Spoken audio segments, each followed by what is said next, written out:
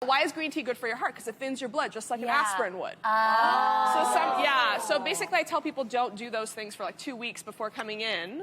Okay. And then go ahead. So when you see some people that look like too big, that sometimes filler's gone wrong. Well, it's basically filler put too much or in the wrong place, or the wrong filler in the wrong place. Like some fillers suck in like 8 times their weight in water. You don't want that under your eye. No. Right. It's gonna look like a soggy, wet ball of mess. Got it. Terrible. Okay, so our bodies metabolize Botox, Right. which makes it go away over time. Correct. What about fillers? So your body will metabolize the filler as well, but there Okay. is actually a reversal. So there's an injection that you can actually put into the area you got filler.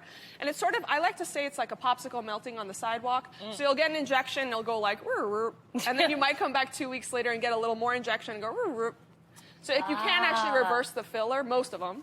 But with Botox, you just have to wait it out. Like if something happened, you just got to wait it out. Okay. Wow. And Doc, what's your thoughts on preventative Botox? So I started when I was 28, and I'm almost 40 now. I have 3 kids. But I sort of just stopped it. See, I'm like, really? I'm almost 40 now. All right. Hey, Great. good.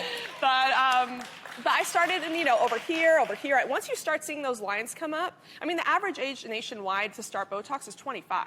So half the people are doing it when they're 20, half the people are doing it when they're 30 as a starting point. You don't get it because you have wrinkles. You get it to prevent your wrinkles so that you're not making these expressions that are giving you wrinkles. Right. Got it. And are there any side effects of getting it too young? Like, what about girls who are getting it, under 25 or like 19 years old and getting too much done? What happens? Honestly, like if you're getting too much done, I just think that's like a psychological long-term Sure. effect more than it is like it's actually harmful to you. So you won't look crazy like in your 30s or 40s? No, I mean, when you stop doing it, you just go back to looking like how you looked before. So. Oh, like a tree moss. No less. Yeah. Got it. What kind of doctor should we look for when choosing someone to administer Botox or fillers? Should it be somebody from like a strip mall? She's asking for a friend.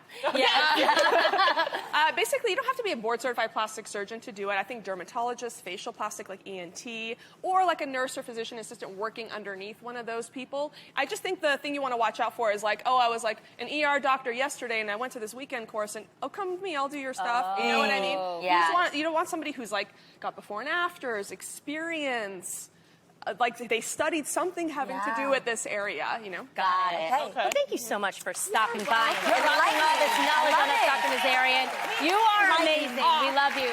If you are considering getting Botox or filler, please, y'all, do some research before scheduling a consultation. We've only got one face, and we want to treat it the best we can.